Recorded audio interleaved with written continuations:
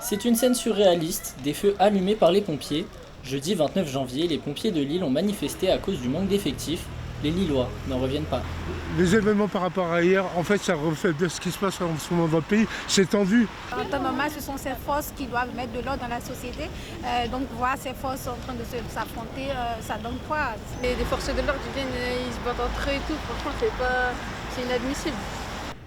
Pour Bruno Ménard, du syndicat des pompiers SPV France, le choc est encore présent. On n'était même pas au courant qu'il y avait une manifestation. On a découvert ça par les réseaux.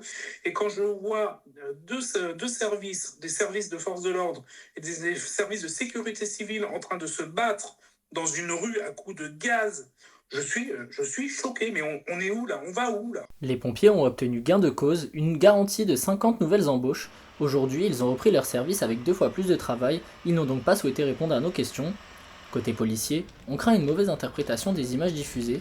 Pour Jean-Pierre Cloès du syndicat Alliance, ces mouvements ont été justement contrôlés. La manifestation, de manière générale, s'est bien déroulée. Nos copains les pompiers étaient très nombreux, on le voit sur la vidéo, hein, et donc il y a eu l'usage de gaz lacrymogène, mais on n'est pas contre les pompiers, hein, loin de là.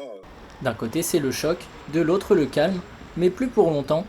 Demain, ce sera au tour des policiers de manifester, mais cette fois, ils appellent à un mouvement national.